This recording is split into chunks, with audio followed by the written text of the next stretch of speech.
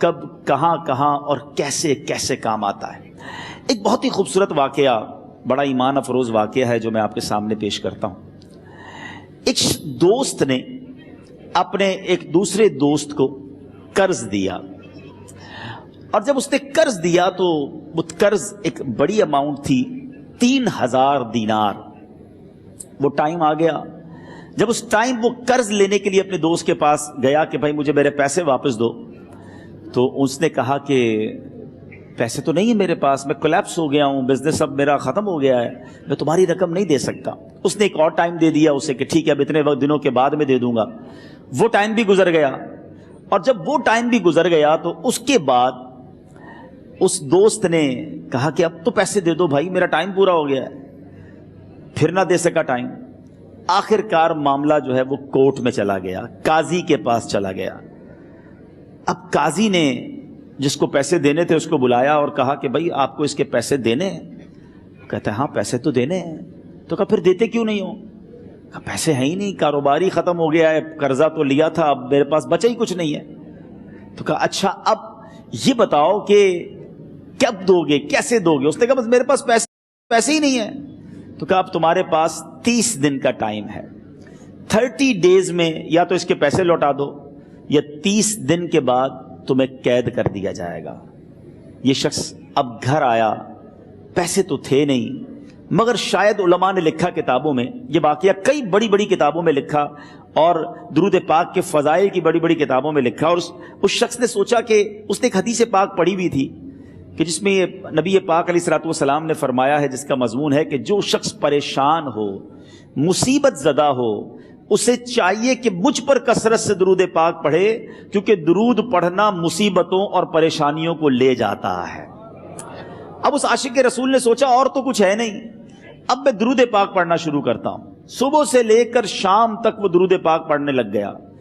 27 دن گزر گئے، only 3 days left، 3 دن باقی تھے قاضی کے پاس جانے میں۔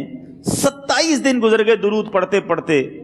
جب 28ویں رات آئی تو آنکھیں تو بند ہوئیں، مگر خواب میں اسے ایک آواز آئی، گھبراؤ نہیں، تمہارا قرضہ ادا کر دیا جائے گا، تمہارا مسئلہ سالو ہو جائے گا۔ صبح اٹھتا ہے، درود پاک پڑھ رہا ہے، مگر کہتا ہے یہ آواز سے تو مسئلہ حل نہیں ہوگا، پیغام کیا ہے اسے سمجھ نہ آیا۔ 28واں دن گزر گیا، 29ویں رات آ گئی، مگر اب آنکھیں بند ہوئیں اور قسمت جاگ اٹھی۔ نبی پاک صاحب لولاک صلی اللہ تعالی علیہ وسلم خواب میں تشریف لائے، اور پیارے آقا صلی اللہ تعالی علیہ وسلم نے فرمایا گھبراؤ نہیں، علی بن عیسیٰ وزیر کے پاس جاؤ، وہ تمہارا قرضہ ادا کر دے گا۔ اب یہ عاشق رسول صبح اٹھا تو ویری فریش، حشاش بشاش کہ اب تو کام ہو گیا، نبی پاک نے خواب میں آ کر بشارت دی ہے۔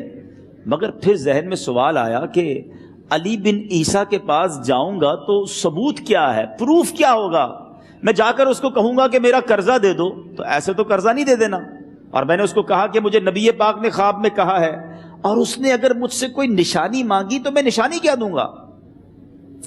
آخری دن تھا، 29واں دن تھا، وہ بھی درود پڑھتے پڑھتے گزر گیا۔ 30th نائٹ آ گئی، صبح وہ دن ہے جب عدالت میں جانا ہے۔ اب اس رات پھر نبی پاک علیہ الصلوۃ والسلام خواب میں تشریف لائے، اور آقا علیہ الصلوۃ والسلام نے فرمایا کہ علی بن عیسیٰ وزیر کے پاس جاؤ، وہ تمہارا قرض ادا کر دے گا۔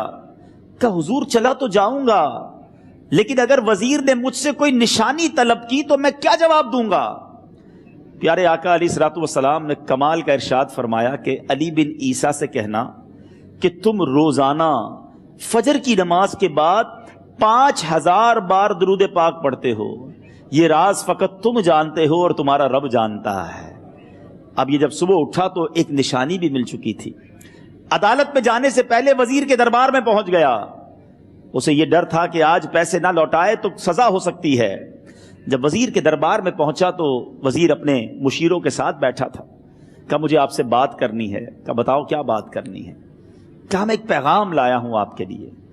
اچھا کس کا پیغام لائے ہو؟ کہا میں نبی پاک جناب محمد مصطفیٰ صلی اللہ تعالی علیہ وسلم کا پیغام لایا ہوں۔ وہ عاشق رسول وزیر تھا، کہتا بتاؤ میرے آقا نے کیا پیغام دیا ہے؟ کہ حضور میں 3000 دینار کا مقروض ہوں، آج آخری دن ہے اور میرے آقا نے مجھے بشارت دی ہے کہ آپ سے کہوں کہ آپ میرا قرض ادا کر دیجئے۔ علی بن عیسیٰ کہتا ہے کوئی ثبوت ہے آپ کے پاس؟ ہے کوئی دلیل بھی ہے آپ کے پاس؟ میں کیسے مان لوں کہ آپ کو نبی پاک علیہ الصلوۃ والسلام نے بھیجا ہے؟ عاشق رسول کہتا ہے خالی ہاتھ نہیں آیا، میرے آقا نے مجھے دلیل بھی عطا فرمائی ہے، مجھے ایک ایویڈنس بھی دیا ہے، اور پروف یہ ہے حضور کہ آپ روزانہ صبح فجر کی نماز کے بعد نبی پاک صلی اللہ تعالی علیہ وسلم کی بارگاہ میں درود و سلام کا نذرانہ پیش کرتے ہیں۔ جب تک 5000 کا عدد پورا نہیں ہوتا آپ اس وقت تک کسی اور سے بات نہیں کرتے، اور اے وزیر صاحب یہ رات صرف آپ کو پتا ہے اور آپ کا رب جانتا ہے۔ اللہ اکبر، وہ وزیر تو جس کو کہے نا جھوم اٹھا، ایسا عاشق رسول وزیر تھا جو روزانہ صبح 5000 درود پڑھتا ہو، اس کی تو عید ہو گئی نا۔ وہ کہتا ہے مرحبا یا رسول اللہ، میرے آقا نے میرے درود قبول کر لیے، اس سے بڑھ کر میرے لیے سعادت کیا ہوگی۔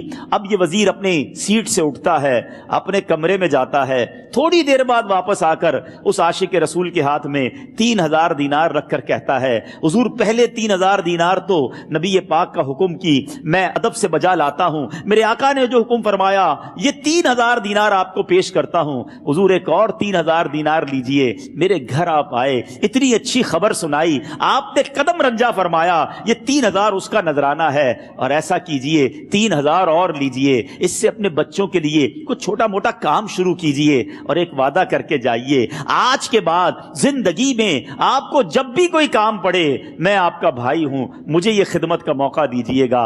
اللہ اکبر، وہ مقروض جو ایک رات پہلے 3000 دینار کا مقروض تھا، ہو سکتا ہے اس کے بیک آف مائنڈ یہ بھی چل رہا ہو کہ اب شاید کل میں نے جیل میں جا کر، عدالت میں جا کر گرفتاری دے کر جیل میں جانا ہے، مگر اب 9000 دینار ہاتھ میں ہیں۔ عاشق رسول جھومتا ہوا نبی پاک کی یاد میں گھومتا ہوا اب عدالت میں پہنچا۔ عدالت میں everybody expecting over there کہ آج اس نے آنا ہے اور آ کر کہنا یہی ہے کہ پیسے تو نہیں ہیں، گرفتار کر لو، مگر جا کر اس عاشق رسول نے 3000 دینار جج صاحب کے ہاتھ میں رکھ دیے۔ قاضی کہتا ہے پہلے تو یہ بتاؤ پیسے آئے کدھر سے؟ تم تو کہتے تھے غریب ہوں، تم تو کہتے تھے کاروبار نہیں ہے، ایک مہینے میں اتنی بڑی رقم کا انتظام کیسے ہو گیا؟ سبحان اللہ، اس عاشق رسول نے گویا زبان حال سے یہ کہا ہوگا کہ یہ تو کرم ہے ان کا، ورنہ مجھ میں تو ایسی بات نہیں، اتنا دیا سرکار نے مجھ کو، اتنی میری اوقات نہیں۔ اس نے وہ پورا واقعہ بھری عدالت میں سنا دیا۔ اللہ اکبر، میرے پیارے اسلامی بھائیوں ذرا سوچو پہلے زمانے میں کیسے عاشقان رسول ہوا کرتے تھے۔ وہ جج، وہ قاضی بھی کیسا سرکار علیہ الصلوۃ والسلام کا عاشق تھا۔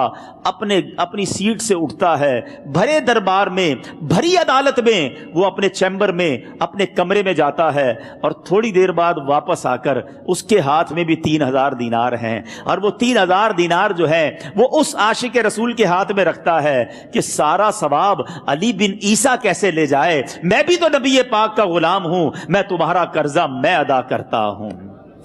اچھا، اب ایک اور عجیب سینیریو یہ بن گیا کہ جس نے کیس کیا تھا، جس نے دعویٰ کیا تھا، وہ بھی یہ سارا منظر دیکھ رہا تھا۔ کہتا ہے جج صاحب ذرا رکیے، میں بھی اپنے آقا کا امتی ہوں، اور ایک کام کیجئے، قلم کاغذ منگوائیے، اس عاشق رسول کا قرضہ ہی میں معاف کر دیتا ہوں۔ اچھا، اب عاشق رسول نے وہ واپس 3000 دینار جو جج صاحب نے دیے تھے وہ واپس جج صاحب کو دیے کہ حضور یہ پیسے آپ ہی رکھ لیں، قرضہ ہی معاف ہو گیا، اب آپ کے پیسے کا میں نے کیا کرنا ہے؟ جج صاحب کہتے ہیں جو پیسے نبی پاک کے نام پر نکالے ہیں اب مجھے واپس نہیں چاہیے، یہ بھی تم اپنے ساتھ لے جاؤ۔ اللہ اکبر، میرے میٹھے اسلامی بھائیوں، وہ عاشق رسول ایک رات پہلے 3000 دینار کا مقروض ہے، اب 12000 دینار لے کر گھر کو واپس جا رہا ہے۔ اس ایک واقعے کے اندر جو ہم سب کے لیے درس ہے، جو ہم سب کے لیے پیغام ہے، شاعر لکھتے ہیں نا، دکھوں نے تم کو جو گھیرا ہو تو درود پڑھو، دکھوں نے تم کو جو گھیرا ہو تو درود پڑھو، جو حاضری کی تمنا ہو تو درود پڑھو۔ آج ہم بہت ساری پرابلمز میں ہوتے ہیں، یہاں بھی ہو سکتا ہے میرا کوئی بھائی بیمار بیٹھا ہو، کوئی قرضے میں ڈوب گیا ہو، کسی کا کوئی بزنس پرابلم چل رہا ہو، کوئی فیملی ایشو میں ڈسٹرب ہو، آپ کسی بھی پرابلم میں ہیں، خدا کی قسم درود پاک ایسا وظیفہ ہے. لوگ بہت سارے وظائف پوچھتے رہتے ہیں, بہت سارے جناب وظائف کے بارے میں معلومات کرتے رہتے ہیں. سچی بات یہ ہے ہر درد کی دوا ہے صلی علی محمد. ہر درد کی دوا ہے صلی علی محمد. تعویذ ہر بلا ہے صلی علی محمد. تو خدا را اپنی زندگی میں درود پاک کو شامل کر لیجئے, اور آپ بلیو کریں جب آپ نے کثرت سے درود پاک پڑھنے شروع کر دیے, آپ اپنی آنکھوں سے دیکھیں گے آپ کے پرابلم دور ہو رہے ہیں, آپ کی صحت اچھی ہو رہی